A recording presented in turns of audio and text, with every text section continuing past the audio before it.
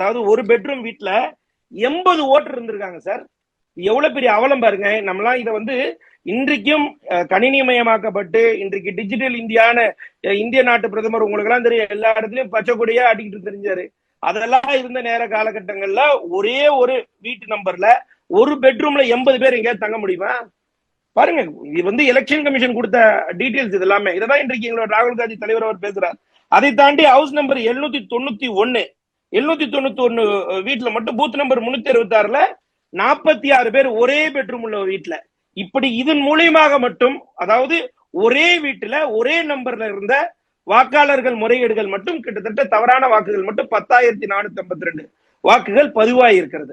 இதைத்தான் ராகுல் காந்தி தலைவர் அவர்கள் தெல்ல தெளிவாக காட்டுகிறார். இப்ப இதை தாண்டி இன்வாலிட் போட்டோஸ், நீங்க இப்ப கூட சொல்லிட்டு வந்தேன், இங்க ஒரு பாஸ்போர்ட் சைஸ் போட்டோ இல்லைன்னா இன்றைக்கு வீட்டுல ஒரு மானியம் கேட்க போனோம்னா அதுக்கு போட்டோ இல்லைன்னா இங்க இருக்கிறவங்க எல்லாம் துரத்தி விட்டுறாங்க.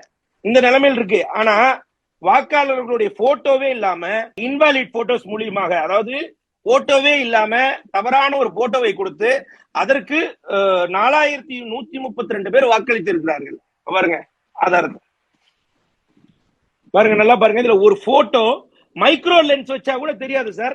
மைக்ரோ லென்ஸ் வச்சா கூட தெரியாத அளவுக்கு இன்றைக்கு எலெக்ஷன் கமிஷன் எந்த அளவுக்கு பாஜகவிற்கு துணை நின்றுன்றத பார்க்கணும். இது பாஜக ஆளுநர்கள் என்ற மாநிலம் அல்ல.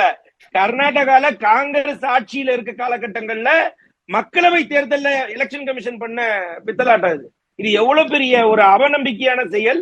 எலெக்ஷன் கமிஷன் மீது நம்மளுக்கு எப்படி அது ஒரு அட்டானமஸ் பாடி, அதை யாருனாலும் கண்ட்ரோல் பண்ண முடியாது. நாம எல்லாம் நினைத்து வந்தோம் அது ஜனநாயகமாக இருக்கிறது, அது யார் கட்டுப்பாட்டின் கீழ் இல்லைன்னு சொல்லி வந்த நேரத்துல இன்றைக்கு ராகுல் காந்தி தலைவர் அவர்கள் வெளியிட்டிருக்கக்கூடிய அந்த எலெக்ஷன் கமிஷன் கொடுத்த தரவுகளின் அடிப்படையில ஒப்பிட்டு பார்க்கும்போது இவர்கள் மிகப்பெரிய முறைகேடுகள் ஈடுபட்டிருக்கிறார்கள் என்பது வெட்ட வெளிச்சமாக தெரிகிறது. பாருங்க, அதை தாண்டி ஓட்டர் லிஸ்ட்ல பாருங்க, போட்டோவே இல்ல பாருங்க, ஒரு போட்டோவாது இருக்கான்னு பாருங்க.